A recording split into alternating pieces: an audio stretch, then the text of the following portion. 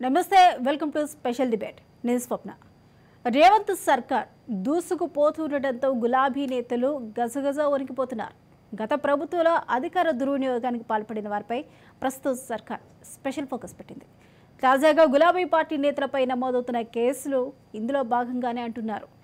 అయితే మొన్న ఆర్మూర్ మాజీ ఎమ్మెల్యే జీవన్ రెడ్డి లీజు వ్యవహారంపైన, మల్లారెడ్డి, మంచిరెడ్డి, కిషన్ రెడ్డి భూముల రిజిస్ట్రేషన్లపైన కేసులు నమోదు కాగా రేపు ఎవరి పేరు మీద కేసులు నమోదవుతాయనేది ప్రస్తుతం సర్వత్రా అయితే ఉత్కంఠంగా మారిందనే చెప్పాలి. ఈ కేసుల వ్యవహారం మొత్తానికి కొత్త ప్రభుత్వం రేవంత్ సర్కార్ దూకుడు పెంచిందా, గత ప్రభుత్వంలో జరిగిన అవినీతిని ప్రక్షాళన చేసే దిశగా ముందుకు వెళ్తుందా, అందులో భాగంగానే ఈ కేసుల పరంపర కొనసాగుతుందా అనే అంశం గురించి మనతో పాటు డిస్కస్ చేయడానికి స్టూడియోలో మనకు కాంగ్రెస్ స్పోక్స్ పర్సన్ సంధ్యారెడ్డి గారు ఉన్నారు.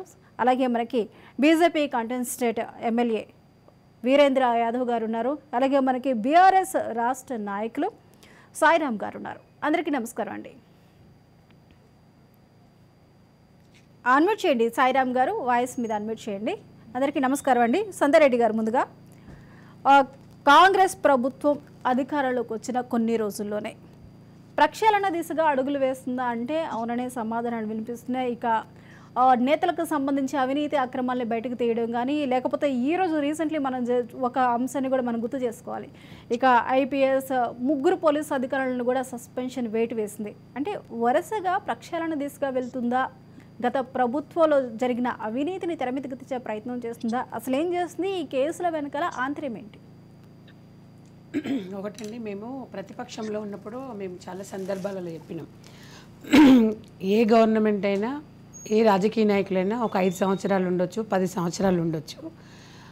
ఇప్పుడు అధికారులు అనేది మాత్రం 100% వాళ్ళు ఉద్యోగ విమరణ చేసేవంటే వాళ్ళ పదవి విమరణ వరకు వాళ్ళు కంపల్సరీ ప్రజలకు వాళ్ళకి అందుబాటులో ఉండాలి, ప్రజల శ్రేయస్సు కోరడానికే ఉన్నారు. ఎందుకంటే పబ్లిక్ ట్యాక్స్లు కడుతున్నారు, ఇది పబ్లిక్ సొమ్ము, పబ్లిక్ సర్వెంట్స్గా వాళ్ళు వర్క్ చేస్తున్నారు కాబట్టి అదే ఉండాలి. కానీ రాజకీయ నాయకులకు తొత్తు పలకకుండా మీరు ఏ రకంగా చేయాలనుకుంటున్నారో అలాగే చేయమని 100 సార్లు చెప్తే ఈరోజు చాలామంది ఇవాళ బీఆర్ఎస్ పార్టీకి ఒత్తాసు పలికినట్టు మేము చూసాము. పాపం పోలీసులు కూడా చాలా ఇబ్బందులు పెట్టిన రోజులు ఉన్నాయి.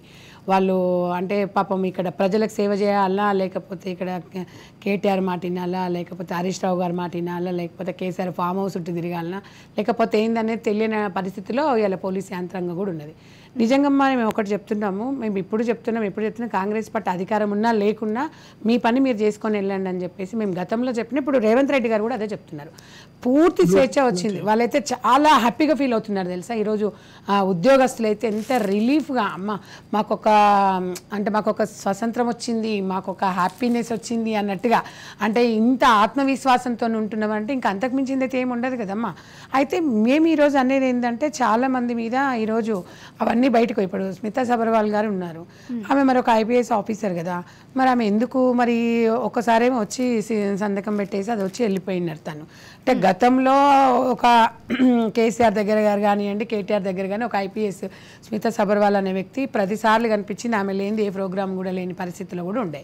మరి ఇవాళ ఎందుకు అనేది అంటే కొంతమంది అధికారులు మరి అంటే ఈరోజు ఇంతకుముందు ఉన్న అధికారులు చెప్పినట్టు పని చేసిండా, లేకపోతే మీ పని మేము చేసుకోలేకపోతే మీరు భయపడుతున్నారా, లేకపోతే ఎందుకు, అది మీ డ్యూటీ కదా, ఏ ప్రభుత్వం వచ్చినా ఎవరు వచ్చినా కూడా మీ డ్యూటీ మీరు చేసుకోవాలి కదా, ఎందుకు చేయలేకపోతున్నారు అనేది ఇది ప్రజలకు వచ్చాను అనమాట. సో మేము ఒక్కటైతే చెప్తున్నామమ్మా, ఈరోజు ఏ అధికారులు కానివ్వండి, ఎవరైనా కానివ్వండి, ఇవాళ ఆ రాజకీయ నాయకులు చెప్పినట్టుగా కాకుండా తన పని తను చేసుకుంటూ పోతే బాగుంటుందని ఒక ఉద్దేశంతో ప్రజలు ఉన్నారు. ఇలా రేవంత్ రెడ్డి గారు కూడా మీరు వచ్చిన తర్వాత మీరు డ్రగ్స్ విషయంలో చూసుకున్నట్టయితే ఎంత పబ్ కల్చరు, అమ్మాయిలు 12 గంటలకి ఇంట్లో ఉండాల్సిన అమ్మాయిలు పబ్లలో ఉండి వాళ్ళ సంసారాలని ఖరాబ్ అయిపోతూ ఉన్నాయి. ఇలాంటివి అనేది ఒక సీఎం రేవంత్ రెడ్డి గారు, ఎందుకంటే ఆయన బలహీనమైన వర్గాల నుంచి వచ్చిన వ్యక్తి కాబట్టి ఒక రైతు బిడ్డగా తనకి ఇవన్నీ తెలుసు. ఎందుకంటే అందులో మహబూబ్ నగర్ జిల్లా నుంచి పాలమూరు జిల్లా అంటే లంబడి తండలలో సారాయిలు, గంజా ఇవన్నీ ఉన్న ఏరియా నుంచి వచ్చి ఆయన చిన్నప్పటి నుంచి చూశారు కాబట్టి ప్రజల కష్టాలు ఏందనేది తనకి బాగా తెలుసు. కాబట్టి ఉక్కుపాదం మోపారు డ్రగ్స్ మీద. ఇవాళ డ్రగ్స్ అనేది కేర్ ఆఫ్ బీఆర్ఎస్ పార్టీ అని కూడా చెప్పొచ్చు. ఎందుకంటే అక్కడ అరికట్టలేకపోయిండ్రు వీళ్ళు. ఎన్ని సందర్భాలలో చూసినాం మనము ప్రజలను, ఎంతమంది ఇప్పుడు గంజాయే కానివ్వండి, ఏ విషయంలోనూ కానీ ఎప్పుడు కూడా వీళ్ళు ఎక్కువ చర్యలు తీసుకోకపోవడం, గతంలో ఎన్నో కేసులు నమోదైనాయి, దాన్ని ఎక్కడ ఇంప్లిమెంటేషన్ చేసిండ్రమ్మా? మరి ఇలాంటి దాని మీద ఇప్పుడు మేము కూడా అదే చూస్తున్నారు, పబ్బులు టైమింగ్ మారవడానికి, బార్ షాపులు టైమింగ్ మారవడానికి, తర్వాత వైన్ షాపులు టైమింగ్ మారడం. ఎందుకంటే కాంగ్రెస్ పార్టీకి బీఆర్ఎస్ పార్టీకి తేడా ఏంటంటే 2 నెలల ముందే మీరు టెండర్ నోటిఫికేషన్ ఏంది, టెండర్ వేస్తారు కదా, లిక్కర్ టెండర్. అంటే లిక్కర్ టెండర్ వేస్తే కానీ గవర్నమెంట్ నలవలేని పరిస్థితిలో ఉన్నది అనేది వాళ్ళ తేడా. మేమేమో 9-10 గంటలకు 11 గంటలకు ఉంటే 6 గంటల వరకు 7 గంటల వరకు 8 గంటల వరకే పెట్టాలన్న ఒక ప్రయత్నంలో ఈరోజు రేవంత్ రెడ్డి అంటే తెలంగాణ ప్రజల వాళ్ళ మనోభావాలను దెబ్బతీయకుండా ఆ రకంగా ఇప్పుడు వీళ్ళు కూడా తాగి బార్ల షాపులు 12 గంటల వరకు పెట్టేసి, పబ్బులు పెట్టేసి, వైన్ షాపులు 11 గంటల వరకు పెట్టిండ్రు. తాగమని మీరే చెప్తారు, డ్రంక్ అండ్ డ్రైవ్ వీళ్ళే పెట్టిండ్రు. డ్రంక్ అండ్ డ్రైవ్ పెట్టేసి ఎన్ని చాలన్లు ఉన్నాయమ్మా? వాళ్ళకి పోలీసు వాళ్ళకి అప్పుడు పని ఏంటంటే వాళ్ళకి డబ్బులు రావాలి గవర్నమెంట్ కంటే, పోలీసు వాళ్ళకి ఒక కెమెరా పట్టుకోవాలి, ఆడ ఫోటోలు దింపాలి, ఇంటికి చాలనే పంపించాలి. ఇవాళ మా ప్రభుత్వం వచ్చిన తర్వాత అంటే ఇవాళ అంటే ఇప్పుడు సంజయ్ రెడ్డి గారు మీ ప్రభుత్వం వచ్చిన తర్వాత మరి డ్రంక్ అండ్ డ్రైవ్ అని తీసేస్తారా, లేకపోతే టోటల్ లిక్కర్ తీసేస్తారా? తప్ప అది దానికి దీనికి సంబంధం లేదమ్మా. కంపల్సరీ డ్రంక్ అండ్ డ్రైవ్ పెడతాం, కానీ ఇంత లేదు ఒక్క నిమిషం. డ్రంక్ అండ్ డ్రైవ్ అనేది అది ప్రజలకు ఏది కోరుకుంటే ఇంకా వేరే కూడా పెట్టొచ్చు. అయితే ఈరోజు ఆ డ్రంక్ అండ్ డ్రైవ్లో దొరికిన వాళ్ళు చాలా మంది ఈరోజు చాలా అంటే కొంచెం అదిగా అయిపోయిందంటే కొన్ని వేలు ఉన్నాయి. ఈరోజు మేము వాళ్ళకి రాయితీ ఇచ్చాము. ఎందుకు ఇచ్చాము అంటే ఇలా బీఆర్ఎస్ వాళ్ళని క్వశ్చన్ వేస్తే వాళ్ళు ఏం చెప్తున్నారంటే ఇస్తే ఇవ్వచ్చులేండి, దాందేముంది అంటే ఆ బీఆర్ఎస్ పార్టీకి ఇలా సరే అమ్మ 10,000 కట్టాలని ఇబ్బందే కదా, ఇలా ఒక 60%, 80%, 90% వచ్చిందంటే వాళ్ళకైతే అది సేవ్ అయినట్టే కదా. లేకపోతే ఎక్కడ ఒక 2 ఛానళ్ళు ఉన్నాయంటే ఆపడం. అంటే ఇవన్నీ ఎందుకంటే ఒక్కొక్క గవర్నమెంట్లో ఉన్నప్పుడు ఇవన్నీ ఒక్కొక్క దానికి ఒక చైన్ సిస్టమ్ లాగా ఉంటుంది. మీరు తాగండి అంటే ఇప్పుడు తాంబూలాలు ఇస్తే అనుకోని చావండి, అంటే తాగండి, డ్రంక్ అండ్ డ్రైవ్లో దొరకండి, మాకు డబ్బులు కట్టండి. లేదు అంటే మొత్తానికి ఇప్పుడు కాంగ్రెస్ ప్రభుత్వంలో అసలు లిక్కర్ అనేది కనపడకుండా మనం చూడబోతున్నాం. మ్యాక్సిమము మేము టైంని అంటే ప్రజలు అలవాటు పడినారు. అంటే పాపము ఏంటంటే ఇప్పుడు ఊర్లలో వ్యవసాయం కూలీలకు వెళ్ళిపోతారు, వాళ్ళు కష్టం చేస్తారు, ఒక 2 ఏదో ఇంతో కొంచెం దాగి కొంచెం పడుకుంటే రిలాక్స్గా ఉంటుంది. అంటే ఆ సంస్కృతి మనది కాదు, కానీ తెలంగాణ సంస్కృతి అంటేనే ఇక దాని గురించి మనం చర్చించుకోవడం దానికన్నా మనం ఏంటంటే విచ్చలవిడిగా 12 గంటల వరకు 11 గంటల వరకు అట్లా లేకుండా ఏదైనా ఒక అదుపులో ఉండాలని ఒక ఉద్దేశంతో తప్ప మొత్తం మారమని ప్రజలని చెప్పడానికి మనవరమమ్మ. మన టైమింగ్స్ మనం తగ్గించుకున్నాం అనుకోండి, వాళ్ళు తీసుకోవడం. ఇంకోటమ్మ ఫ్యామిలీలలో కూడా ఈ గొడవలు కొట్లాటలు కూడా చాలా తగ్గిపోతాయి. నువ్వు ఎందుకంటే ఎంప్లాయీస్ ఇంటికి వచ్చే టైంకి ఏదో భార్యాభర్తల మనస్పర్ధలు అవి వచ్చినప్పుడు ఇంట్లో లేకుండా కనీసం 11 గంటల వరకు బార్ షాప్ ఉందనుకోండి, బార్ కొత్తారు, తాగుతారు, మళ్ళీ ఇంట్లో వచ్చి కూర్చుంటారు. ఆ టైం లేదనుకోండి, తాగకపోతే ఒక మనిషి సహనం కోల్పోతాడు, తాగినప్పుడు విచక్షణ కోల్పోయి ఏం చేస్తాడో కూడా తెలియదు. అలాంటివి జరగకుండా ఫస్ట్ ఆత్మరక్షణగా అంటే ఒక ఆత్మగౌరవంతో ప్రజలు బ్రతకాలి. తర్వాత ప్రజల సొమ్ముని ఎవరు దుర్వినియోగం చేసిండ్రు, ప్రజలు ఎక్కడి నుంచి ఈ ప్రజల సొమ్ముని ఏ రకంగా వాడుకున్నారు, ఇది కంపల్సరీ ప్రజలకు మేము జవాబుదారీగా ఉండాలి. కాబట్టి కాంగ్రెస్ గవర్నమెంట్ చేయాలని ఒక మంచి. సంజయ్ రెడ్డి గారు ఒక నిమిషం ఉండండి. సాయిరామ్ గారు ఒక్కసారి బీఆర్ఎస్ వెరీ గుడ్ ఈవినింగ్ అండి. బీఆర్ఎస్ నేతల మీద నమోదైన కేసులు మనం ఒకసారి చూసినట్లయితే ఒకటి కాదు, ఇద్దరు కాదు, వరుసగా 1 by 1 అయితే నమోదవుతూనే ఉన్నాయి. జీవన్ రెడ్డి ఆర్టీసీ నుంచి తను లీజుకు తీసుకున్న వాటికి కట్టలేదనో, లేకపోతే ఎలక్ట్రిసిటీ బిల్లుకు కట్టలేదనో, టోటల్గా 10 కోట్లకు సంబంధించి ఆయనకు నోటీసులు రావడం, సీజ్ చేయడం. అలాగే మల్లారెడ్డి 47 ఎకరాలు ఎస్టీ కాలనీ నుంచి తీసుకోవడం వల్ల SAST అట్రాసిటీ కేసు తన మీద నమోదవటం. అది మాత్రమే కాకుండా ఇక మాజీ మంత్రి నిరంజన్ రెడ్డి పైన కూడా ఆలయ భూములు కబ్జాకేది అనర్హం కాదు అంటూ కూడా ఆలయ భూములను కూడా ఇక్కడ కబ్జా చేసి రిజిస్ట్రేషన్ చేసుకున్న పరిస్థితి ఇక్కడైతే మనకి కనిపిస్తుంది నిరంజన పరిస్థితిలో.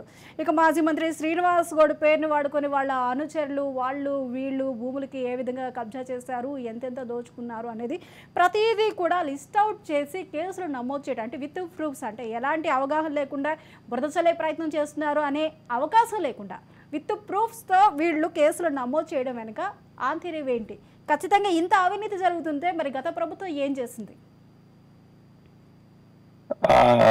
నమస్కారం అండి. అయితే ఇప్పుడు ఫస్ట్ ఆఫ్ ఆల్ కాంగ్రెస్ కొత్తగా ప్రభుత్వం ఏర్పాటు చేసినాక వాళ్ళ ప్రియారిటీస్ నేనేమనుకున్నా అంటే ప్రజలకు మాట ఇచ్చింది కాబట్టి సహజంగానే ప్రజలకు ఇచ్చిన హామీలు నెరవేర్చడంలో గతంలో మన బీఆర్ఎస్ పార్టీ కేసీఆర్ గారు కావచ్చు, బీఆర్ఎస్ పార్టీ ప్రభుత్వాన్ని ఏర్పాటు చేసినప్పుడు తెలంగాణను కష్టపడి ఇన్ని కోట్ల మంది ప్రజలను ఒప్పించి ఉద్యమంలో ఇన్వాల్వ్ చేసి తద్వారా రాజకీయ పార్టీలన్నీ ఒప్పించి తీసుకొచ్చిన ప్రత్యేక రాష్ట్రాన్ని కంటికి రెప్పలా కాపాడి డెవలప్ చేయాలనేది జనరల్ ప్రభుత్వ ఉద్దేశం, ప్రభుత్వ లక్ష్యాలు ఉంటాయి. అట్లా కేసీఆర్ గారు ప్రతి రంగాన్ని ఎంచుకొని అప్పుడు 14 టర్మ్ లో కావచ్చు, మొన్నటి 18 టర్మ్ లో కాబట్టి కొన్ని ప్రాధాన్యత అంశాలు ఎంచుకొని ఆయా రంగాలను బలోపేతం చేసి అక్కడ సంపదను పెంచి ప్రజలకు ఎట్లా పంచాలి అనే విషయంగా ప్రభుత్వాలు, ముఖ్యమంత్రి, మంత్రులు కృషి చేస్తారు. కానీ ఈ వ్యక్తిగతమైన విద్వేషాలు లేకుంటే ఈ పర్సనల్ ను టార్గెట్ చేయడం వల్ల లేకుంటే ఆయా నాయకులను ఇప్పుడు జనరల్ గా ఇంతకుముందు మాట్లాడుతూ కాంగ్రెస్ ప్రతినిధి వారు ఐ థింక్ సంధ్యారెడ్డి గారు సాయిరామ్ గారు మీరు వ్యక్తిగతంగా టార్గెట్ చేశారని చెప్పేసి మీరు మాట్లాడుతున్నప్పటికీ నేనేమంటున్నా అంటే టార్గెట్ కాదు, పర్సనల్ గా అక్కడ టార్గెట్ చేయలేదు, వ్యక్తిగత విషయాలను ప్రస్తావించడం లేదు, జరిగిన అవినీతి ఆధారాలతో సహా చూపిస్తున్నారు. వాళ్ళు మాట్లాడే let me every citizen has to abide by the constitution of India, whether it is minister, ex minister, public representative, who ever it may be. మనకు భారత రాజ్యాంగాన్ని అనుసరించి ఏ పౌరుడైనా కూడా రాజ్యాంగానికి లోబడి చట్టానికి లోబడి ఉండాలి. చట్టానికి అతిక్రమిస్తే నాకు తెలిసి పోలీస్ అధికారులు కావచ్చు, ఇప్పుడు వారు మాట్లాడుతూ ఏమన్నారంటే ప్రభుత్వం చెప్పినట్లే చేస్తారని అధికారులు కావచ్చు, పోలీస్ అధికారులు కావచ్చు, బ్యూరోక్రాట్స్ కావచ్చు, నాకు తెలిసి వాళ్ళంతా ఐఏఎస్లు, ఐపీఎస్లు చట్టాన్ని చాలా కొన్ని ఏళ్ళుగా చదివి నిష్ణాతులై ఆ స్థానాలకు వచ్చిన వాళ్ళు ప్రభుత్వ ప్రాధాన్యతలను అంటే ఈ పలానా పాలసీ కోసం పనిచేయండి అని చెప్తారు, కానీ చట్టాన్ని అతిక్రమించమని చెప్తే. ఎందుకంటే కాంగ్రెస్ ఇప్పుడు మనం జనరల్ గా బీఆర్ఎస్ పార్టీ కేవలం 9 సంవత్సరాలే రూలింగ్ లో ఉన్నది, 14 సంవత్సరాలు కొట్లాడిన చరిత్ర ఉన్నది. ఇంకా ఈ తెలంగాణ నేల మీద ఉమ్మడి ఆంధ్రప్రదేశ్ లో ఎక్కువ కాలం రూలింగ్ చేసింది కాంగ్రెసే కాబట్టి వాళ్ళు అధికారులను మేం చెప్పినట్లే చేయాలి అనే వాళ్ళ సంస్కృతి ఉన్నది కాబట్టి అదే సంస్కృతి ఉంటదేమో అన్న ఒక కోణంలో వాళ్ళు ఆలోచించి అట్లా అదృష్టపడుతున్నారు. జనరల్లీ ఏ అధికారి కూడా ఇప్పుడు వారు రిఫరెన్స్ ఇచ్చింది సచ్ గ్రేట్ ఐఏఎస్ ఆఫీసర్ ఒక నిర్ణయాలు తీసుకునేటప్పుడు అది చట్టానికి అతీతంగా ఉందా, చట్టానికి లోబడి ఉందా అనే ఒక కాన్షియస్నెస్ తోనే ఐఏఎస్, ఐపీఎస్ అధికారులు వాళ్ళ విచక్షణ అధికారము అదే రకంగా చట్టానికి అనుకూలంగా ఉందా, వ్యతిరేకంగా ఉందన్న ఈ కనీస విజ్ఞానం, పరిజ్ఞానంతోనే వాళ్ళు నిర్ణయాలు తీసుకుంటారని చెప్పి ఈ భారతీయ పౌరునిగా, మా భారత రాష్ట్ర సమితి పార్టీ ప్రతినిధిగా నేను అనుకుంటున్నాను. కానీ వాళ్ళు ఎంతసేపు ఈ అధికారులను బాగా ప్రెజర్ చేసి, ఒత్తిడి చేసి మాకు అనుకూలంగా నిర్ణయాలు చేసుకోవాలనేది కాంగ్రెస్ సంస్కృతి చాలా సందర్భాలు చూసినాం. గతంలో ఒక సొంత కేబినెట్ లో ఒక మంత్రి తీసుకున్న నిర్ణయాన్ని ఇంకోళ్ళు వ్యతిరేకించడం ఇట్లా ఉంటుండే, కానీ అట్లా కేసీఆర్ ప్రభుత్వంలో లేదు. వేరే ఇప్పుడు మల్లారెడ్డి గారు కావచ్చు, నిరంజన్ రెడ్డి గారు కావచ్చు, లేదా జీవన్ రెడ్డి గారికి సంబంధించి నోటీసులు ఇవ్వడం అనేది, నేను అదే అంటున్నా కదా, వాళ్లకు రైతు బంధు ఇవ్వడం ఫస్ట్ ప్రియారిటీ కాదు, మహిళలకు సంబంధించి 500 రూపాయల గ్యాస్ సిలిండర్ సరఫరా చేయడం వాళ్ళ ప్రాధాన్యత కాదు. ఏదో రకంగా గతంలో ప్రభుత్వంలో ఉన్న వాళ్ళను బదనాం చేయాలి, వాళ్ళు ఏం చేయలేకపోయినారు మేము చేస్తామన్న ఈ కహానీలు చెప్పుకుంటేనే కొంతకాలం గడపాలన్న దాంట్లో ఉన్నది. ఇప్పుడు మీరు చూడండి, కేసీఆర్ గారు ముఖ్యమంత్రి కావడం లేదా ఇప్పుడు తప్పుకోవడం రేపైనా కేసీఆర్ది అంతులేని చరిత్ర దానికి అంతం లేదు.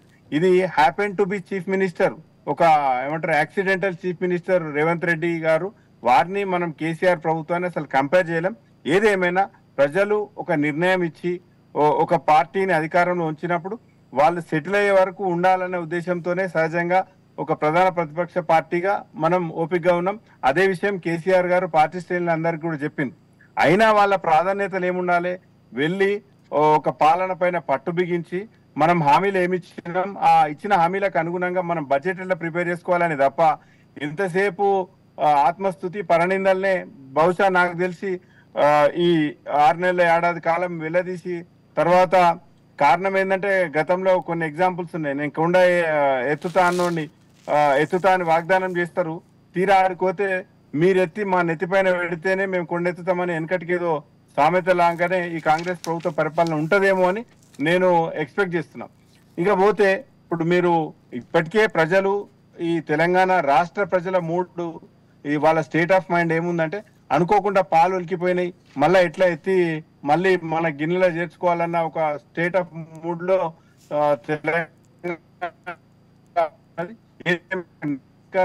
ఇచ్చి ఒక పార్టీని అధికారంలో ఉంచారు కాబట్టి అటు ముఖ్యమంత్రి రేవంత్ రెడ్డి గారు కానీ కాంగ్రెస్ పార్టీ కానీ వాళ్ళ మంత్రులు కూడా ప్రజలకు ఇచ్చిన హామీలు నిన్నటి కన్నా ఎట్లా బెటర్గా ఉండాలి అనేది అట్లా ఆలోచిస్తారని మేము ఎక్స్పెక్ట్ చేసినాం. కానీ వీళ్ళు ఎంతసేపు ఈ పర్సనల్ గిడ్జెస్ పైన లేదా మాజీ మంత్రులు మాజీ ఎమ్మెల్యేలను ఏదో సాధిద్దాం ఇంకా మాకు అప్రతిహాతంగా ఉంటుందని అనుకుంటే ప్రజల్లో రెసిస్టెన్స్ వస్తుంది. అసలే తెలంగాణ నేల ఎంత పౌరుషాలకు పోరాటాలకు పేరుగల గడ్డనో మనకు గత చరిత్ర అప్పుడు సాయుధ పోరాటం కావచ్చు ఇప్పటి వరకు తెలుసు. కాబట్టి ఈ విషయంగా చెప్పండి వీరేంద్ర గారు, ఈ కేసు కొత్త ప్రభుత్వం కేసులు గత ప్రభుత్వ అవినీతి అక్రమాలు ఏ విధంగా చూస్తున్నారు మీరు? అంటే ఇప్పుడు పాలన సరైన దిశగానే సాగుతుందా, లేకపోతే మనకి సాయిరామ్ చెప్పినట్లు ప్రాధాన్యతలు ఏవైతే ఉన్నాయో వాటిని పక్కన పెట్టి పర్సనల్గా ఫోకస్ చేస్తుందా? ఇప్పుడు ప్రభుత్వం ఒకటి, అఫీషియల్స్ ఒకటి, రెండుగా మీరు చూడాలి. ప్రభుత్వము పార్టీ. ఇక్కడ పార్టీలు గతంలో పార్టీ కార్యకర్తలు ఏం చేశారు, ఇప్పుడు ప్రభుత్వం ఏ విధంగా నడుస్తుంది అనేది చూడాలి. ఇప్పుడు 100 రోజుల కార్యక్రమం ఏదైతే కాంగ్రెస్ ప్రభుత్వం తీసుకుందో వారు చేస్తూ, అట్లాగే మరి ప్రజల మధ్యలో గతంలో పాలకులు చేసిన అవినీతిని బయటికి తీసుకురావాల్సిన ఎంతో అవసరం ఉంది. ఎందుకంటే 10 సంవత్సరాలు తెలంగాణ పోరాడి తెచ్చిన మనకు ముసుగులో మరి ఈ ప్రభుత్వ నాయకులు, టిఆర్ఎస్ నాయకులు, బిఆర్ఎస్ నాయకులు ఏ రకంగా దాచుకున్నారో వాటినందరినీ కక్కించాల్సిన అవసరం ఎంతో ఉంది. ఎందుకంటే చూశారు ఎలక్షన్ లో ఏ విధంగా వీరు ఇష్టారాజ్యంగా ఎంత మరి బహిరంగంగా ఏ విధంగా వీరు మరి పంచారో, మరి ఏ విధంగా చేశారో అందరు చూశారు. అవినీతికి కూరుకుపోయిన టిఆర్ఎస్ పార్టీ, మరి అట్లాగే ఇప్పుడు కాంగ్రెస్ ఏదైతే వచ్చిందో మరి వారికి అవకాశము ప్రజలు ఇచ్చారు, దాన్ని సద్వినియోగం చేసుకుంటూ ప్రజలకి సేవ చేయాల్సిందే ఆలోచన ఉన్నది. తప్పకుండా ఇప్పుడు ఉన్న ప్రభుత్వము అఫీషియల్ కి వాళ్ళకి ఫ్రీ హ్యాండ్ ఇస్తూ, అట్లాగే గతంలో చేసినవన్నీ తప్పకుండా బయటపెట్టి వారికి నోటీసులు జారీ చేయాలి. మరి అవినీతి ఎక్కడైతే ఉందో అవినీతిని బయటికి వెళ్ళదీయాలి. ఇది వీరితో అవుతుందా కాదా, మరి వీరు మళ్ళీ రేపు కుమ్మక్కు అవుతారా అని కూడా చూడాలి. గతంలో కాంగ్రెస్ వారి అవినీతి చుట్టాలు వాళ్ళకి కూడా ఉన్నాయి కేంద్రంలో. సో అటువంటిది మరి ఇక్కడ రాష్ట్రంలో వస్తుందా అనేది కూడా గ్రహించాలి. కాబట్టి టిఆర్ఎస్ ప్రభుత్వము ఏదైతే తెలంగాణ ప్రజలని మోసం చేసి అనేక రకంగా అన్ని డిపార్ట్మెంట్స్ లో మరి ఇక్కడ అఫీషియల్స్ ని కూడా ఇప్పుడు వారు బయటికి వస్తున్నారు. ఎవరైతే ఈ ఐఏఎస్ ఆఫీసర్స్ కానీ, ఐపీఎస్ ఆఫీసర్స్ కానీ, ప్రిన్సిపల్ సెక్రటరీ వీళ్ళందరూ మరి ప్రభుత్వంలో ఉన్న ఆఫీస్ క్యాడర్స్ అందరూ ఇప్పుడు వారికి వచ్చి వాళ్ళకి ఏదో చెప్తున్నారు, గత ప్రభుత్వం మమ్మల్ని ఈ విధంగా ఒత్తిడి చేసింది, ఆ విధంగా ఒత్తిడి చేసిందని. నిజంగా ఈ ప్రభుత్వంలో పనిచేసిన నాయకులు, ఈ ఏదైతే నాయకత్వం అనేది ప్రభుత్వంలో ఈ ఎన్జిఓస్ కానీ ఈ ఏదైతే నాయకులు ఉన్నారో వారి స్వార్థం కోసము గతంలో ఉన్న ప్రభుత్వాన్ని వారి ఏదైతే వాళ్ళ క్యాడర్ అంటే ఈ గవర్నమెంట్ లో ఉన్న ఎంప్లాయీస్ క్యాడర్స్ అందరినీ వీళ్ళ నాయకత్వానికి తీసుకెళ్లి కేసీఆర్ కాళ్ళ దగ్గర పెట్టారు. ఇటువంటి నాయకులు వీరు కూడా మోసం చేశారు. ప్రభుత్వానికి ఏమంటారంటే ప్రభుత్వం మోచేతులు నీళ్ళు తాగుతూ మరి ఇప్పుడు మళ్ళీ కాంగ్రెస్ రాగానే కాంగ్రెస్ చెంచన చేరి గతంలో బీఆర్ఎస్ ఈ విధంగా మమ్మల్ని ఒత్తిడి చేశారు, మమ్మల్ని ఇబ్బంది చేశారని. మీరు అప్పుడు ప్రజల మధ్యలో రావాల్సింది. మీకెందుకు? మీరు మీ ట్రాన్స్ఫర్ల కోసము, మీ ప్రమోషన్ల కోసము, మీకు అవసరాలున్న చోట ట్రాన్స్ఫర్లు చేయించుకొని మీరు ఇష్టారాజ్యంగా చేసింది మీరు కాదా అని అడుగుతున్నాను. అందుకోసమే నేను ఈ ప్రభుత్వానికి ఒకటే చెప్తున్నాను, మీరు ఏదైతే గతంలో జరిగిన అవినీతి ఉందో అది తప్పకుండా బయట పెట్టాలి. 100 రోజుల కార్యక్రమం ఏదైతుందో ఈ ఏవైతే మేనిఫెస్టో ఉందో మొదటిగా ఏదైతే మహిళల ఫ్రీ కావచ్చు, రేషన్ కార్డులు కావచ్చు, మరి 500 రూపాయల సిలిండర్ కావచ్చు, మీ ఏదైతే పథకాలు చెప్పారో ఈ 100 రోజుల కార్యక్రమంలో ముందల మీరు పెట్టేదేదో సూటిగా ప్రజల వద్ద చెప్పండి. మరి గతంలో టిఆర్ఎస్ మేనిఫెస్టోలు ఎన్నో వచ్చాయి. ఆ మేనిఫెస్టోలో వాళ్ళు ఏ విధంగా మరి ఫిల్ఫిల్ చేశారో ప్రజలకు తెలుసు. కాబట్టి ఈ రోజు ప్రజలు మరి కాంగ్రెస్ పట్టం పట్టారు. కాబట్టి మరి కాంగ్రెస్ కూడా వారు కూడా చేయాల్సిన కార్యక్రమాలు ఎన్నో ఉన్నాయి. ఆ బీఆర్ఎస్ అధినేతలకి గతంలో జరిగిన అవినీతి మీద, అవినీతి మంత్రుల మీద ఎంక్వైరీ ఎందుకు వేయలేదు? రాష్ట్ర స్థాయిలో ఎందుకు వేయలేదు? కాంగ్రెస్ పార్టీ కేంద్రాన్ని అడుగుతున్నారు ఎంక్వైరీ చేయమని. మరి రాష్ట్ర ప్రభుత్వం ఎంక్వైరీ చేసిందా? మీరు ఫామ్ హౌస్ కల్చర్ మీద తెచ్చింది. మీరు రియల్ ఎస్టేట్ వాళ్ళకి ఎంత కొమ్ము కోసి మీరు ఎంత ఎంత ఎంత కమిషన్ కొట్టిరు మీరు అది చెప్పండి. ల్యాండ్ రేట్ ఇష్టారాజ్యంగా పెంచింది ప్రభుత్వంలో. ఇట్లా మాట్లాడడానికి తప్ప దాదాపు అన్నిటికీ జిఎస్టీ వేసిండ్రు. ఒకవేళ మాట్లాడడానికి జిఎస్టీ ఉంటే మా వీరేందర్ అన్న చాలా తక్కువ మాట్లాడుతుండే. ఎందుకంటే వారి ప్రభుత్వం వల్ల దయ మాట్లాడడానికి జిఎస్టీ వేయలేదు. కాబట్టి వాళ్ళు కాంగ్రెస్ కానీ వీరేందర్ అన్న మాట్లాడితే కూడా జిఎస్టీ వేయలేదు. మీ దయ మాట్లాడితే కూడా జిఎస్టీ వేసి ఉంటే మీరు ఎందుకు మాట్లాడకపోయేది?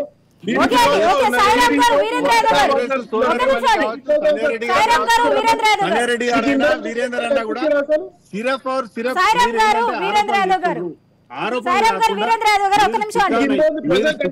మీరు బాధ్యత కలిగిన అక్కడ కేంద్రంలో సంజయ్ రెడ్డి గారు మీరు రాష్ట్రంలో మీరు ప్రభుత్వంలో ఉన్నారు. మీ చేతుల్లో అక్కడ కేంద్రంలో ఇక్కడ రాష్ట్రంలో అధికారం ఉంది. మీకు చట్టం ఏం చెప్తే బాబాసాహెబ్ అంబేద్కర్ రాసిన రాజ్యాంగం మీద మీకు గౌరవం ఉంటే చట్టపరంగా ఏమేం చర్యలు తీసుకోవాలనో మీకు ఉన్న మీ అధికారానికి చట్టానికి లోపడి చర్యలు తీసుకోండి. ఖాళీపీల ఆరోపణలు ఎందుకు? మీరు గతంలో ప్రతిపక్షంలో ఉన్నారు. ఇంకా అదే ప్రతిపక్షం మైండ్ సెటప్ ఉండొద్దు. మీరు అధికారంలో బాధ్యతగా వ్యవహరించి అవినీతి జరుగుతున్నా గానీ రాష్ట్ర ప్రభుత్వం, కేంద్ర ప్రభుత్వం చర్యలు తీసుకోలేదని చెప్తున్నారు. కానీ రాష్ట్ర ప్రభుత్వం ఏం చేస్తుందనేది మీరైతే చెప్పట్లేదు. Administration is the biggest. Sairam గారు, వీరేంద్ర యాదవ్ గారు ఇద్దరు ఒక్క నిమిషం హోల్డ్ ఉండండి. సంజయ్ రెడ్డి గారు మీరు ఇప్పుడు చేసిన అన్ని ఏదైనా వీరేందర్ పైన అయితే బీఆర్ఎస్ నాయకులు భయపడుతున్నారా లేకపోతే కాంగ్రెస్ భయపెడుతుందా? యాక్సిడెంటల్ సీఎం ఏదో అదృష్టం కొద్ది వచ్చిన సీఎం రేవంత్ రెడ్డి దూకుడుగా వెళ్తున్నారు అని చెప్తున్నారు. అయితే ఇది కావాలని భయపడుతున్నారా లేకపోతే నిజంగానే చేసిన అవినీతికి బీఆర్ఎస్ నాయకులు భయపడుతున్నారంటారా? నేను ఒక్కటి చెప్తున్నాను. నేను మాట్లాడేటప్పుడు ప్రతిదానికి ఉరికొస్తావు లేదండి, నాకు అట్లా రావద్దు. మధ్యలో మిమ్మల్ని అడిగినరా? కాంగ్రెస్ పార్టీ నేనా ఇన్నా? అరే ప్రతిదానికి ఉరికొస్తావు ఎందుకు? ఆగన్నా, మీకు కొంచెం కూడా అసలు. అరే ఆగన్నా, ఆగు, నువ్వు ఆగు. మీరు ఒక్క నిమిషం ఆగమని ఓపిక లేదు మీకు. ఇప్పుడు మీ క్వశ్చన్ ఎవరికండి? నాకు అడిగారు. ఒక నిమిషం అడిగారు క్వశ్చన్. ఆగండి. హలో, సంజయ్ రెడ్డి గారు మాట్లాడతారు. ఒక్క నిమిషం ఉండండి. సాయిరామ్ గారు ఒక్క నిమిషం వాళ్ళు ఉండండి. చెప్పండి సంజయ్ రెడ్డి గారు. నేను మాట్లాడేటప్పుడు ఎవరు మాట్లాడద్దు. నేను ఒక్కటి చెప్తున్నానమ్మా. యాక్సిడెంటల్గా వచ్చిండని చెప్పేసి ఎవరంటున్నారు? యాక్సిడెంటల్గా ఎందుకు వస్తాడు అంటే ఇప్పుడు మరి ఇవాళ కేటీఆర్ కూడా మరి యాక్సిడెంటల్గా రెడీగా ఉన్నాడు కదా. గవర్నమెంట్ పడిపోకముందుకే కేటీఆర్ గారిని సీఎం చేద్దామని చెప్పారు. మరి ఎందుకో సీఎం కాలేదు. ఈ రేవంత్ రెడ్డి గారు యాక్సిడెంటల్గా వచ్చారా? ఎవరు ఆ మాట మాట్లాడేది? మేము ఒక్కటి ఈరోజు ఎందుకంటే మేము ఒక అధికారంలో ఉన్నాం కాబట్టి మేము అలాంటి మాటలు మేము విమర్శించము. ఇవాళ ఆయన ఒక బుల్లెట్గా దూసుకుపోతున్నాను. ప్రజల పక్షాన ప్రజలు అది పూర్తి అధికారాన్ని కట్టబెట్టారు. ప్రజలు కట్టబెట్టినప్పుడు ప్రజల తరపున ఆయన సొంతం నాకేదో జరిగిపోయింది, నాకేదో అన్యాయం జరిగిపోయింది ఆయన అడగట్లేదు. ఇక్కడ మంత్రులు కూడా అడగట్లేదు.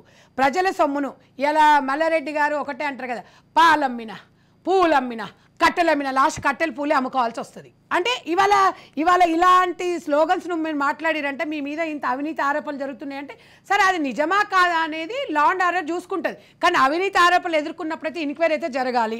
ఈరోజు శ్రీనివాస్ గౌడ్ గారు కానివ్వండి, మంచిరెడ్డి కిషన్ రెడ్డి గారు కానివ్వండి, ఇప్పుడు ఎంతో మంది ఉన్నారమ్మా. ఒకరొకరు బయటికి వస్తారు. అవును మేము ప్రజల పక్షాన జవాబుదారీగా ఉన్నాము, 100% ఇదే దూకుడు. ఇంకా 20 సంవత్సరాలు ఉంటుంది కాంగ్రెస్ పార్టీ అధికారంలో, 20 సంవత్సరాలు ఉంటుంది. 20 సంవత్సరాల ప్రజల పక్షాన మేము ఉంటాము, ఆ నమ్మకం మాకుంది. ఇవాళ ఇందాక చెప్తున్నారు సంబంధం లేని వ్యక్తులు విద్యా వ్యవస్థ గురించి చెప్పినా, కరెంటు వ్యవస్థ గురించి చెప్పినా ఒక్కొక్క దానికి లింక్ అప్ అయి ఉంటుంది.